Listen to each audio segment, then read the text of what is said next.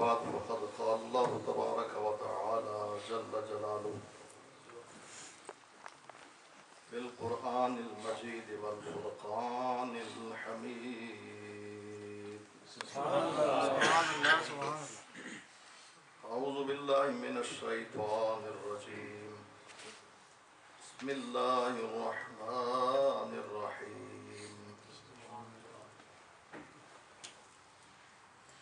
قال الذي عنده علم من الكتاب أنا آتيك به قبل أن يرتد إليك طرفك سبحان الله.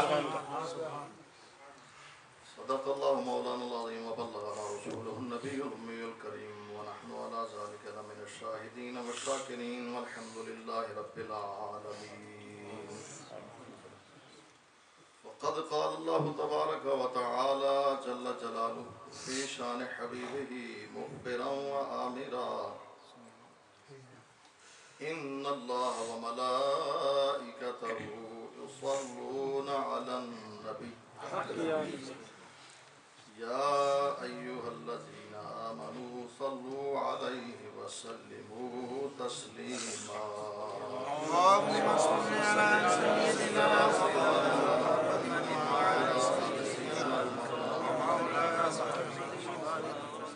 الصلاة والسلام عليك يا سيدي يا رسول الله وعلى آلك وأصحابك يا سيدي الصلاة والسلام عليك يا سيدي يا رحمة للعالمين وعلى آلك وأصحابك يا سيدي. الصلاة والسلام عليك يا سيدي يا رسول الله قد ضاقت حيلتي أدركني يا رسول الله.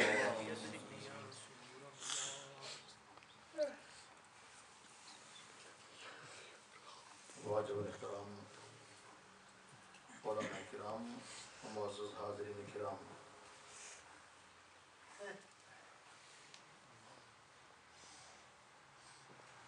عمومی طور پر جب سنانے کی عادت ہو جائے تو سننے کی عادت نہیں رہتی. آپ تو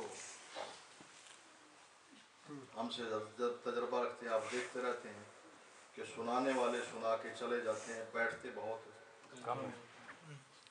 کیونکہ یہ اکثر ہوتا ہے کہ جب سنانے کی عادت ہو جائے تو پھر سننے کی عادت نہیں رہتی.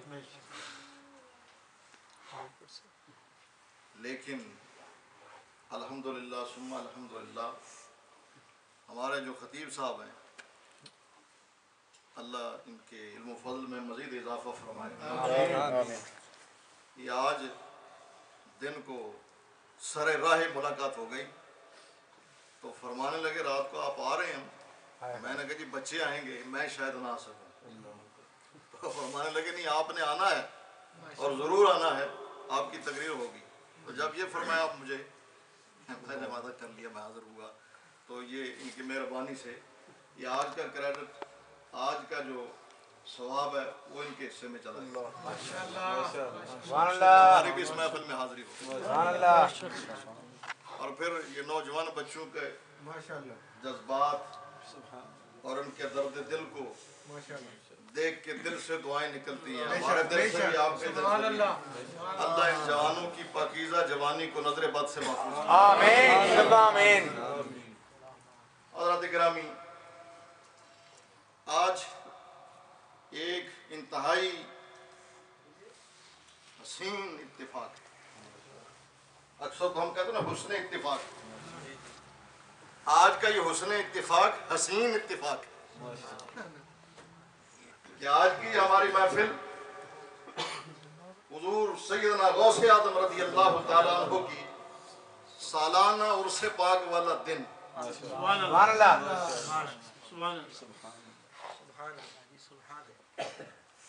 حضور سیدنا غوث اعظم رضی اللہ تعالیٰ عنہ، ہم کیا کہتے ہیں پیران پیر، کیونکہ آپ پیروں کے پیر ہیں اور 11ویں والے پیر. حضرت نے فرمایا ذرا اس پہ بھی ایک دو جملے کہہ دیں، میں عرض کیے دیتا ہوں. 11ویں والے پیر، تو آپ کو 11ویں والا پیر کہنے کی اور آپ کے نام نامی اسم گرامی سے موسوم ہو کر جو محفل منعقد کی جاتی ہے اس کو محفل 11ویں شریف کہنے کی کئی وجوہات ہیں. اگر ایک دو میں عرض کروں تو اس کا معنی یہ نہیں کہ کسی اور سے آپ سنے ہیں تو آپ کے شاہ صاحب نے تو یہ سنایا تھا. نہیں، وقت کے مطابق آپ کو 11ویں والے پیر کہنے اور آپ کی محفل پاک کو 11ویں والی محفل 11ویں شریف کہنے کے کئی ریزن، کئی وجوہات. ان میں سے ایک یہ بھی ہے کہ آپ کا وصال 11 ربیع الثانی، جو کہ آج کی یہ محفل جہاں ہفتہ وار یہ محفل ذکر و نعت ہے، اس کے ساتھ ساتھ آج کی یہ محفل حضور سیدنا غوث اعظم رضی اللہ تعالیٰ کو عرص پاک کی محفل، آپ کی بارگاہ میں نذرانہ عقیدت پیش کرنے کی محفل ہے کہ آپ کا وصال 11 ربیع الثانی. اور ایک بہت بڑی وجہ یہ بھی ہے کہ حضور سیدنا غوث اعظم رضی اللہ تعالیٰ عنہ حضرت امام حسن علیہ السلام کی 11ویں پشت میں. سبحان اللہ، سبحان اللہ. ذرا گنتے جائیں، میں سنا دیتا ہوں تاکہ برکت ہو جائے، آپ کا شجرہ بھی آ جائے، برکت بھی ہو جائے. حضرت امام حسن علیہ السلام کے شہزادے ہیں سید حسن مصنع، سید حسن مصنع. ان کے بیٹے ہیں حضرت سید عبداللہ المحض، ان کے بیٹے ہیں حضرت سید موسیٰ الجون، ان کے بیٹے ہیں حضرت عبداللہ ثانی، ان کے بیٹے ہیں حضرت سید موسیٰ ثانی، ان کے بیٹے ہیں سید داؤد، ان کے بیٹے ہیں سید محمد، ان کے بیٹے ہیں سید یحییٰ زاہد، ان کے بیٹے ہیں حضرت سید ابی عبداللہ، ان کے بیٹے ہیں حضرت ابو صالح موسیٰ جنگی دوست، اور ان کے شہزادے حضور سیدنا غوث اعظم رضی اللہ عنہ. سبحان اللہ، سبحان اللہ. تو چونکہ حضور سیدنا غوث اعظم رضی اللہ تعالیٰ عنہ حضرت امام حسن علیہ السلام کی 11ویں پشت میں ہے، اس لیے آپ 11ویں والے پیر، اور آپ کا وصال بھی 11 ربیع الثانی کو ہے، اس لیے آپ 11ویں والے پیر. اور آپ کے نام نامی سے موسوم ہونے والی محفل 11ویں شریف، سبحان اللہ. محفل 11ویں شریف کیوں محفل ہوتی ہے؟ بہت سے ریزن ہیں. ایک نقطہ عرض کرتا ہوں، مضمون جو میں آیت پڑھی اس کے مطابق عرض کرتا ہوں. ایک نقطہ، پروردگار عالم نے قرآن میں وعدہ فرمایا نا، فَاذْكُرُونِي أَذْكُرْكُمْ، تم مجھے یاد کرو میں تمہیں یاد کروں گا. تو اس کے یاد کرنے کے مختلف طریقے ہیں، اس کے اظہار کے مختلف ذریعے. حضرت تاجدار گلرا سیدنا پیر محل شاہ صاحب رحمۃ اللہ تعالیٰ غوث زمان، سیدنا پیر محل شاہ صاحب تاجدار گولڑا رحمۃ اللہ تعالیٰ علیہ پاک پتن شریف حاضر ہیں، اور وہاں یا فرید کے نعرے لگ رہے ہیں. بہت سے لوگ دوسرے خیال کے لوگ علماء آپ کی بارگاہ میں آئے کہ آپ اس وقت اپنے علم و فضل کے لحاظ سے، جہاں آپ اپنے مرتبہ اور مقام کے لحاظ سے یگانہ روزگار ہیں، اس کے ساتھ ساتھ آپ اپنے علم و فضل کے لحاظ سے بھی بے مثل و بے مثال ہیں. پوری روئے زمین پر اس وقت آپ کے جوڑ کا عالم کوئی نہیں. تو آپ کی موجودگی میں یا فرید کے نعرے لگ رہے ہوں، آپ بھی جلوہ فروز ہوں. اور جو غوث وقت ہوتا ہے نا، میرے منیر میں بھی لکھا موجود ہے، کسی نے پوچھا تھا جناب غوث زمان غوث وقت کون ہوتا ہے، اس کی پہچان کیا ہے؟ تو آپ نے فرمایا تھا کہ اللہ لوگوں کے دل اس کے قبضے میں فرما دیتا. سبحان اللہ. پھر جناب دیکھنے والوں نے دیکھا تھا کہ جدھر نظر پڑتی تھی لوگ دوڑے ہوئے پہنچتے تھے، جب توجہ کی تو لوگ ہٹ گئے. تو عرض خدمت ہے، پوچھا کہ جناب آپ کی موجودگی میں یا فرید کے نعرے لگ رہے ہوں. فرمایا قرآن نہیں پڑھا، قرآن نہیں پڑھا. جی پڑھا تو ہے. فرمایا کہ کون سی آیت؟ کہا فَاذْكُرُونِي أَذْكُرْكُمْ. اللہ نے وعدہ نہیں فرمایا تم میرا ذکر کرو میں تمہارا ذکر کروں گا. تو بابا جی نے ساری عمر اللہ کیا، اللہ کا ذکر کیا. اللہ آج اپنی مخلوق سے بابا جی کا ذکر کرو. یا فرید کے نعرے لگ رہے ہیں. حضرت حضرت جنید بغدادی رضی اللہ تعالیٰ حضرت جنید بغدادی رحمۃ اللہ تعالیٰ حضرت نے اس واقعے کو بیان فرمایا، ملفوظات اعلیٰ حضرت میں موجود ہے۔ حضرت جنید بغدادی رحمۃ اللہ تعالیٰ علیہ آپ کا ایک مرید ہے، چلتے چلتے راستے میں دریا آیا، آپ بھی چلے گئے، مرید کو تو بھی آ جا، ڈوب جاؤں گا، فرمایا یا جنید یا جنید یا جنید یا جنید کا نعرہ لگاتے ہیں، یہ ورد کرتے ہوئے پار ہو جائے گا۔ کرتے کرتے درمیان میں پہنچا، قریب گیا تو دیکھا حضرت جی تو اللہ اللہ کر رہے ہیں۔ حضرت جنید بغدادی رضی اللہ تعالیٰ عنہ آپ تو اللہ اللہ فرما رہے ہیں، اور مجھے کہا یا جنید کہتے ہوا، تو اس نے بھی اللہ اللہ کرنا شروع کر دیا، یا اللہ کہنا شروع کر دیا۔ جب یہ کہا تو ڈوبنے لگا، آپ پھر کہا حضور ڈوبنے لگا، فرمایا کہو یا جنید یا جنید، جو ہی کہا پھر پار لگ گیا۔ حضور معاملہ کیا ہے؟ فرمایا معاملہ یہ بھی جنید تک تو پہنچا نہیں، خدا تک پہنچنا چاہتا ہے۔ سبحان اللہ سبحان اللہ یا رسول اللہ یا علی یا غوثیہ زندہ آباد۔ تو جو اللہ کا ذکر کرتے ہیں اللہ اپنی مخلوق سے ان کا ذکر کرواتا ہے۔ تو بغداد کے جنگلات آپ کو بھول گئے، وہ سارا سال کی ریاضت و مجاہدہ آپ کو بھول گیا۔ حضور سیدنا غوث اعظم رضی اللہ تعالیٰ عنہ آپ خود فرماتے ہیں ایک سال پورا سال کچھ کھایا نہیں،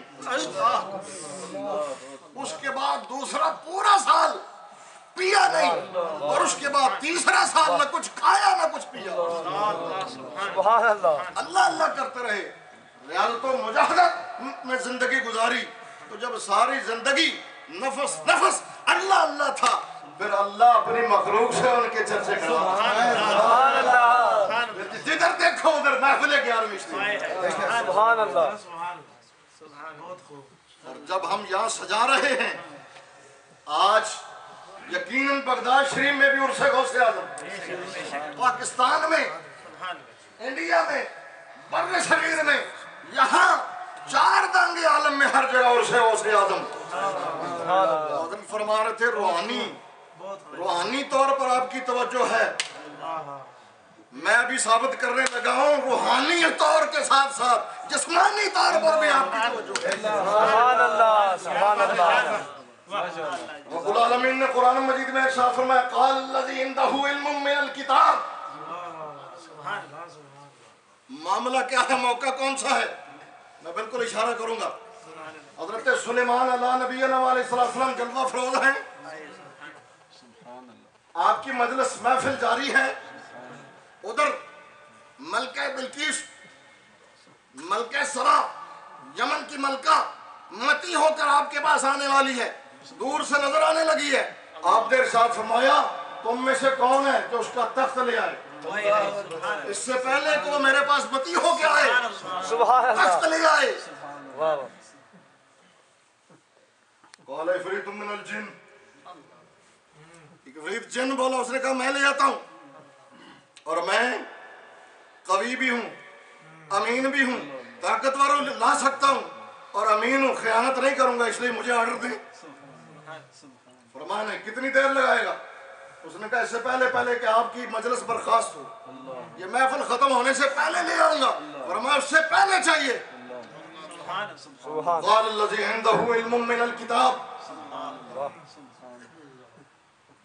آپ کا ایک غلام، آپ کا امتی، آپ کا غلام، آپ کے نقش قدم پر چلنے والا، آپ کی پیروی کرتے ہوئے ولایت کے درجے پر فائز ہونے والا، اللہ نے قرآن میں نام نہیں لیا، وسرین نے بتایا نا آصف بن برخیہ، لیکن رب العالمین نے قرآن میں نام نہیں لیا، کیونکہ نام لیا جاتا تو بات انہی تک محدود رہتی، انہی پہ بند ہو جاتی، نام نہیں لیا۔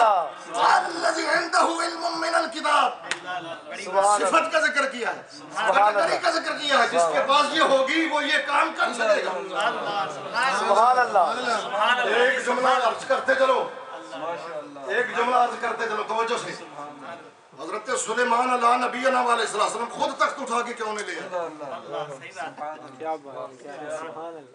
اور فرماتے ہیں تم میں سے کون ہے جو لائے؟ قرآن ہے نا؟ تم میں سے کون ہے جو اس کا تخت لے آئے؟ سوال اٹھا حضرت سلیمان علیہ نبی علیہ السلام خود تخت اٹھا کے کیوں نہیں لے آئے؟ فرمایا بتانا یہ چاہتا ہوں اور یہ کام تو میرے غلام بھی کر سکتے ہیں. سبحان اللہ.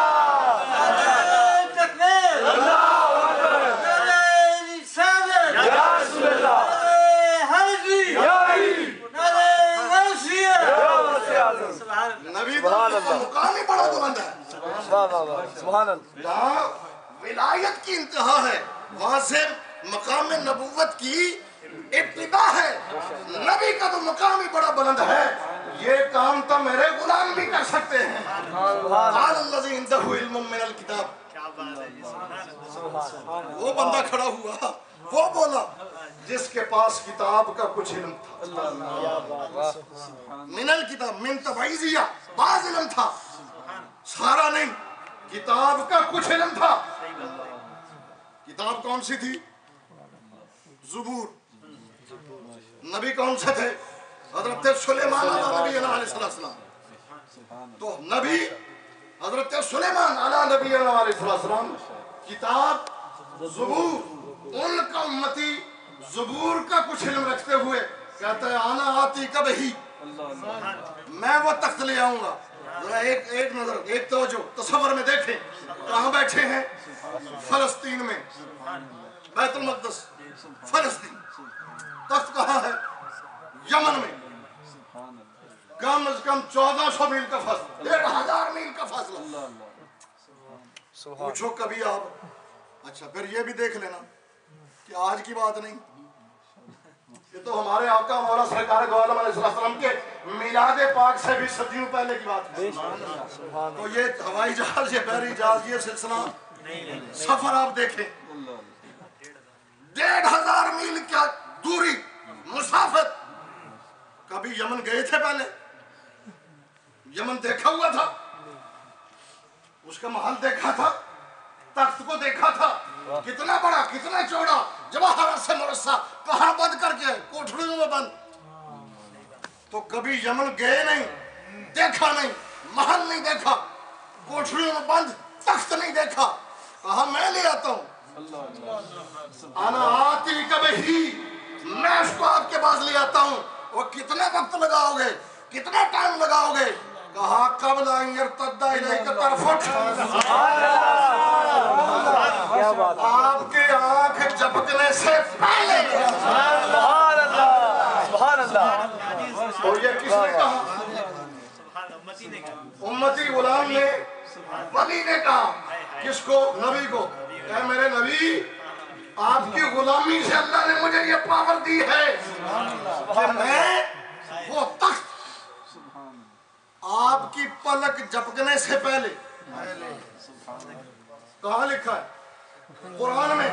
قرآن کی آیت ہے انا آتی کبھی قبل ان یرتد الیک طرفک آپ کی پلک جھپکنے سے پہلے لے آؤں گا. اور پھر فلما رآہ مستقرا عنده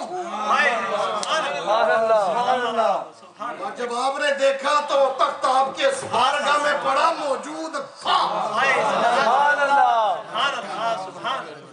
سبحان اللہ. وہ ان کا غلام امتی ولی 1500 میل کی دوری پہ گیا بھی واہ. آیا بھی تخت لایا بھی اور مجلس سے غائب بھی نہیں ہوا. سبحان اللہ. سبحان اللہ. آنکھ جھپکنے سے 1500 میل کی دوری پر کوٹھڑیوں میں بند پر اتنا بڑا تخت گیا بھی آیا بھی تخت لایا بھی مجلس سے غائب بھی نہیں ہوا. میں پوچھتا ہوں قال الذی عنده علم من الکتاب جس کے پاس کتاب کا کچھ علم ہو کتاب ہو زبور نبی ہو سلیمان علیہ نبی علیہ السلام وہ غلام تو 1500 میل کے فاصلے پہ جائے بھی واپس بھی آ جائے تخت بھی لے آئے مجلس سے غائب بھی نہ ہو. تو نبی ہو امام الانبیاء. سبحان اللہ.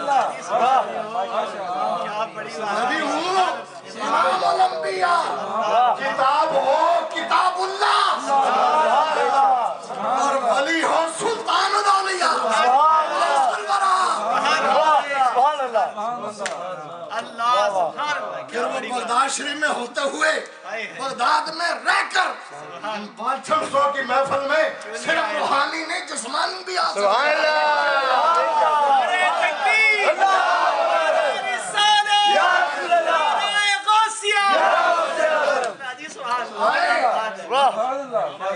الذی عنده علم من الکتاب. معلوم ہوا جس کے پاس یہ صفت ہوگی وہ یہ کام کر دکھائے گا. نام نہیں لیا نا, نام ہوتا تو وہی کام کر سکتا تھا. فرمایا قال الذی عنده علم من الکتاب, یہ کام اس نے کیا جس کے پاس کتاب کا کچھ علم تھا. نبی سلیمان علیہ نبی علیہ السلام, ادھر نبی امام الانبیاء, ادھر کتاب تھی زبور, ادھر کتاب ہے قرآن. یہ سب نبیوں سے افضل, یہ کتاب سب کتابوں سے افضل, اور یہ ولی سب ولیوں سے افضل ہے. اللہ اکبر. اور علم کی بات کیا ہے؟ اللہ اکبر. ایک واقعہ عرض کرتا ہوں. علم دیکھیے, پھر بات آگے بڑھاتے ہیں. علم جب آپ نے بات شروع کیا نا, وقت نہیں, وہ آپ سن چکے.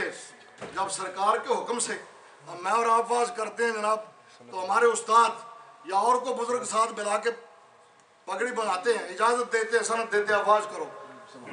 تو جسے واز کی اجازت دینے والے خود امام الانبیاء مولا مرتضیٰ ہوں, بیٹے واز کرو. اور پھر جب واز فرمایا نا تو جگہ تنگ پڑ گئی. جذبہ رقابت نے زور پکڑا. جو معاصرانہ چشمک ہے یہ بڑے بڑے دور میں رہی. اس وقت بالکل شارٹ سے وقت مجھے میرے پیش نظر, اس لیے مجھے توجہ چاہیے تاکہ بات کو جلدی سے. سبحان اللہ ماشاءاللہ. سب سے پہلے بغداد شریف کے 100 علماء, کتنے؟ 100 مولوی. مولوی جو سید کی عظمت کو مان جائے ہم اس کی عظمت کو سلام کریں.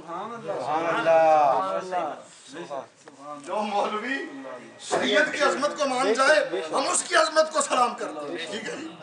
ہاں, غوث اعظم ہے بغداد شریف میں, توجہ سے سنیے. غوث اعظم ہے بغداد شریف میں. غوث اعظم 100 مولوی جمع ہو گئے. بغداد کے 100 فقہا, عام معمولی مولوی نے, فقیہ مفتی. انہوں نے کہا کام سارا خراب ہو گیا, باہر سے آئے اور چند دنوں میں لوٹ کے لے گئے. کیا کرنا چاہیے؟ کہا ایک ایک مشکل ترین سوال تیار کرو اور چلتے ہیں سب مل کے. 100 فقہا علماء بغداد شریف کے جمع ہوئے, ایک ایک مشکل ترین سوال لے کے سیدنا غوث اعظم رضی اللہ تعالیٰ عنہ کی بارگاہ میں حاضری ہوئی. آئے, جب آپ نے توجہ فرمائی نا, فرمایا کیسے آنا ہوا؟ سبحان اللہ. نہ سوال یاد رہا نہ جواب. سبحان اللہ. دیکھتے ہی دیکھتے رہ گئے. آئے ہے تیرے در پہ تو واپس نہ جائیں گے. آئے ہیں تیرے در پہ تو واپس نہ جائیں گے. آئے ہیں تیرے در پہ تو واپس نہ جائیں گے. یہ فیصلہ کیا ہے تیرے دیکھنے کے بعد.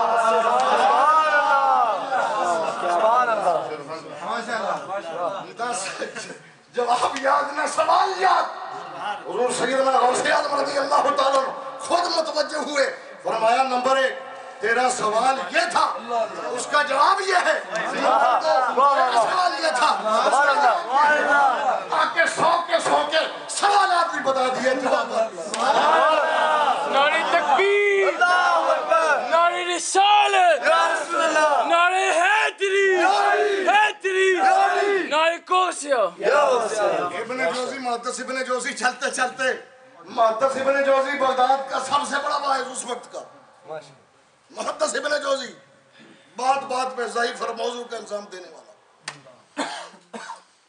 اور محفل واز میں ہزاروں کا مجمع بغداد میں جو بادشاہ ہے وہ بھی اس کے مجمع میں بات سننے کے لیے آتا ہے اور مجمع کو تڑپا کے رکھ دیتا ہے. لیکن جب غوث پاک آ گئے اب یہ مخالفت کرنے لگا.